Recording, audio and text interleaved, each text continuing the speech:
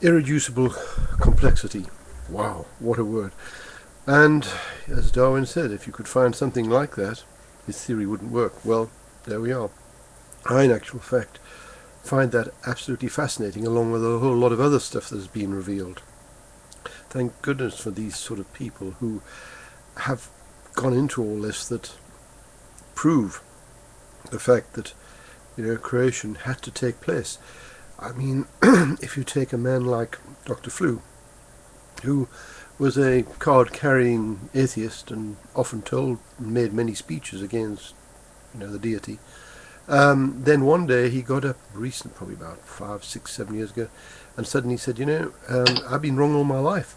None of this could have actually happened without a more intelligent person. You see, you can't have something created by someone who is not more intelligent. You can't create something that is intelligent by something that's less intelligent, if you know what I mean. In other words, a human being is fairly intelligent. And now we can't create, with all our technical skills, another human being from just rock, which is, basically, they say that they can put a human being together, yet they've never done it, they've never achieved it, because it's impossible.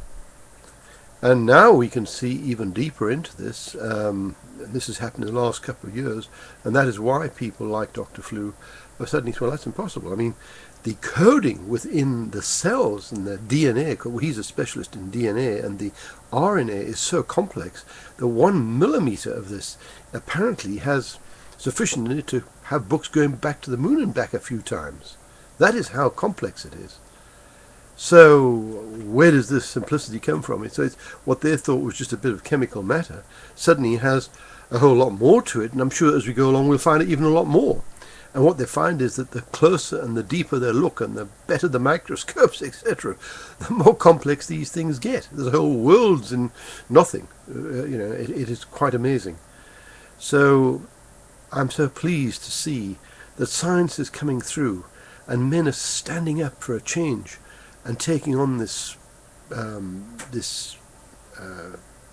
evolutionary concept, and they're being very brave about it, thank goodness. And we've got to thank the fact we've got things like YouTube that allow people to publish these facts. Very frustrated people. How are you going to get this information out? Very difficult. Costs a lot of money. But here we are, we've got all these things and access to this, and that's what I'm doing. I'm putting something together from YouTube for nothing, so that people can access all this information. Thank you very much. By the way, visit that site if you want to. It doesn't cost anything, and it's got a lot of this stuff in. I've been collecting off for ages off YouTube, and it's just all connected to YouTube.